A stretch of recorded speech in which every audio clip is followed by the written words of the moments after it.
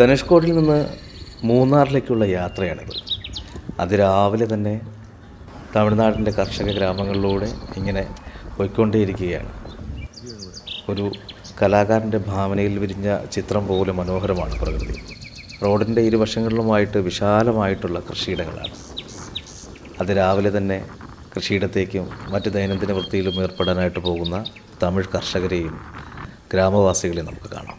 ഇനി Anamalai tiger reserve വഴി കയറി വേണം മൂന്നാറിലേക്ക് എത്താൻ. ഈ ഒരു യാത്ര വളരെ രസകരമായിട്ടുള്ള യാത്രയാണ്. പോകുന്ന വഴിയിൽ വന്യമൃഗങ്ങളെയൊക്കെ കാണാനുള്ള സാധ്യതയുണ്ട്. അതിരാവിലെ ആയതുകൊണ്ട് തന്നെ അങ്ങനെ വലിയ സൈറ്റൊന്നും കിട്ടാനായിട്ട് സാധ്യതയില്ല. ഉച്ച കഴിഞ്ഞ സമയത്തും രാത്രിയിലാണ് ഏറ്റവും കൂടുതൽ ഇങ്ങനെ കാട്ടാനകളെയും മറ്റു മൃഗങ്ങളെയൊക്കെ നമുക്ക് കൂടുതലായിട്ട് കാണാനായിട്ട് സാധിക്കുക.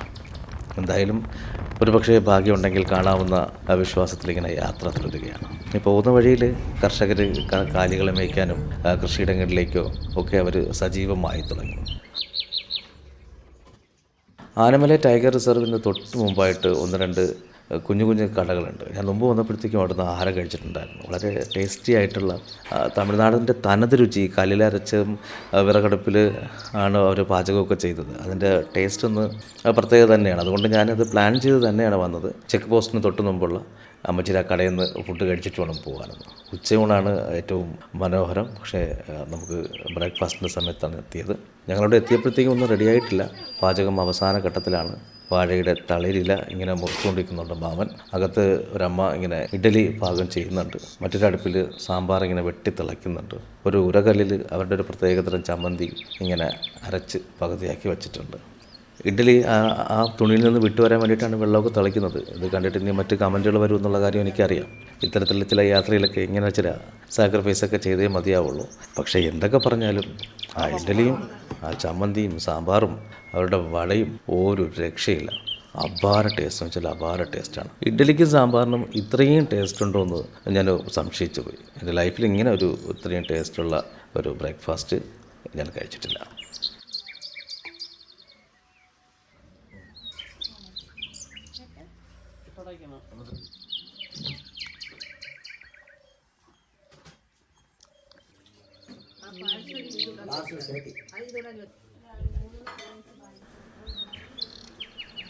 അങ്ങനെ തനുശ്രീ ഹോട്ടലിൽ നിന്ന് ഫുഡൊക്കെ കഴിച്ച് ഒരു ചായയൊക്കെ കുടിച്ച് അങ്ങനെ പുറത്തിങ്ങനെ മാറി നിൽക്കുകയായിരുന്നു. ഞങ്ങൾ ഈ വാഹനം ഇട്ടിരുന്നത് ഈ വണ്ടിയുടെ ഈ ഹോട്ടലിന് തൊട്ട് മുന്നിലായിരുന്നു. അപ്പം മറ്റൊരു വാഹനം വരുന്ന കണ്ടാണ് ഞങ്ങളുടെ വാഹനം കുറച്ച് മുന്നോട്ടെടുത്തത്. പെട്ടെന്ന് വന്നൊരു ചുഴലിക്കാറ്റ് ഈ കടയുടെ മേൽക്കൂര തകര ഷീറ്റാണ്. ഈ ഷീറ്റ് പറന്നു പോകാതിരിക്കാനായിട്ടൊരു വലിയൊരു തടിക്കഷ്ണം അതിൻ്റെ പുറത്ത് വെച്ചിരുന്നു. ഈ ചുഴലിക്കാറ്റ് വന്നപ്പോഴത്തേക്കും അത് ഞങ്ങളുടെ പുറകിൽ പാർക്ക് ചെയ്ത വണ്ടിയുടെ ഗ്ലാസ്സിലും ബോണറ്റിലും വീണ് ഗ്ലാസ് പൊട്ടിപ്പോയി. അത് തമിഴ് സഹോദരങ്ങൾ എവിടെ നിന്നോ വാടകയ്ക്ക് എടുത്തിട്ട് വന്ന വണ്ടിയാണ്. അവർക്ക് ഈ ചായക്കടയിലുള്ളവരെ വഴക്കുറയണമെന്നുണ്ട്. അപ്പോൾ മറ്റൊരാൾ പറയുന്നുണ്ട് ഇത് വിപത്താണ്, അത് സംഭവിച്ചു പോയതാണ്, അവരൊന്നും ചെയ്തല്ല എന്നൊക്കെ. എന്തായാലും അത് വിഷമകരമായിട്ടുള്ളൊരു സമയമായിരുന്നു. അതൊക്കെ കഴിഞ്ഞു.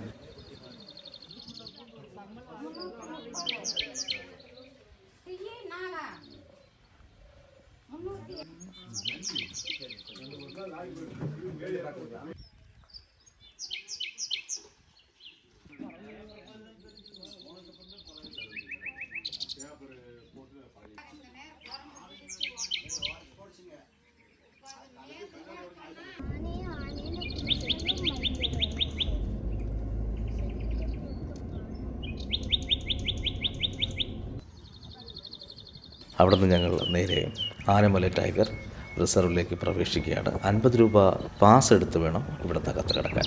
വാഹനം വഴിയിൽ ഒരിടത്തും നിർത്തരുതെന്നും വന്യമൃഗങ്ങൾക്ക് ഭക്ഷണം കൊടുക്കരുതെന്നൊക്കെ പ്രത്യേകം പറയുന്നുണ്ട്. അങ്ങനെ ഞങ്ങൾ തമിഴ്നാടിൻ്റെ വനമേഖലയിലൂടെ ഇങ്ങനെ മുന്നോട്ട്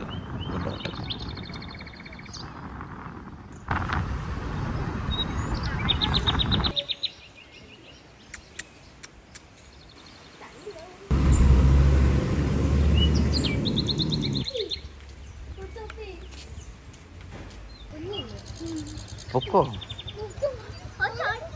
അങ്ങോട്ട് പോ. ഇല്ലില്ല.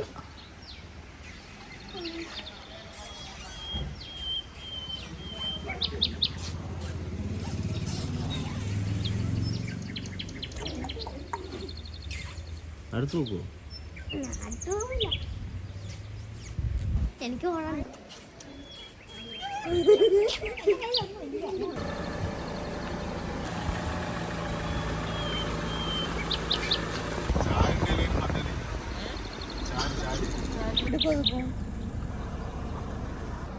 വരുന്ന വഴിക്ക് സിംഹവാലക്കുരങ്ങൻ അതുപോലുള്ള ഒന്ന് രണ്ട് മയില്, പന്നി അങ്ങനെയുള്ള ഒന്ന് രണ്ട് ജീവികളെ നമ്മൾ കണ്ടു. പിന്നെ ഒരു 30-35 സ്പീഡിൽ കാടിൻ്റെ വന്യത ആസ്വദിച്ച് പതിയെ പതിയെ മുന്നോട്ട്.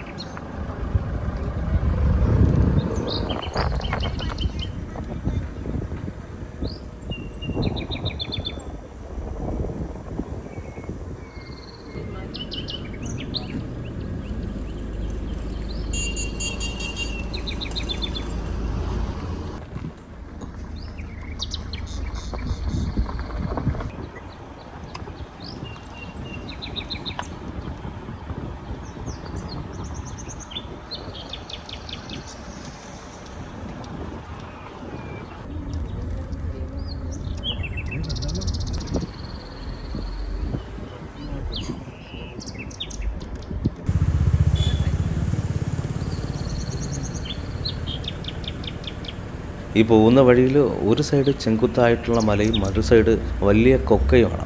സൂക്ഷിച്ചിട്ട് വേണം മുന്നോട്ട് പോകാനായിട്ട്. അതുപോലെ തന്നെ കഴിഞ്ഞ കുറച്ച് ദിവസങ്ങളായിട്ട് നല്ല മഴയുള്ള സമയത്ത്, മൺസൂൺ സമയത്തുള്ള ഞങ്ങളുടെ യാത്രയാണ്. അതുകൊണ്ട് തന്നെ ഈ വഴിയിൽ മരങ്ങൾ വീണ് വഴി തടസ്സപ്പെട്ടിരുന്നു. അതൊക്കെ മുറിച്ച് മാറ്റിയതൊക്കെ ഈ യാത്രയിൽ കാണാം.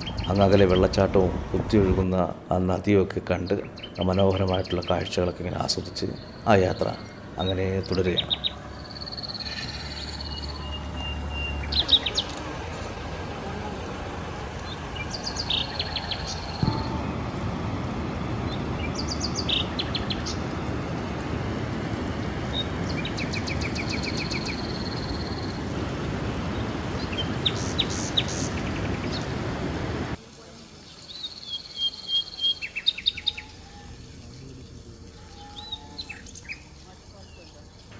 പലയിടത്തും സൂചനാ ബോർഡുകളുണ്ട്, ഒരു കാരണവശാലും കുരങ്ങന്മാർക്കോ അല്ലെങ്കിൽ മറ്റ് വന്യജീവികൾക്കോ ഭക്ഷണ സാധനങ്ങൾ കൊടുക്കരുതെന്നൊക്കെ. കണ്ടില്ലേ, ഇതൊക്കെ കഴിഞ്ഞ ദിവസം മുറിഞ്ഞു വീണ മരത്തടികളാണ്.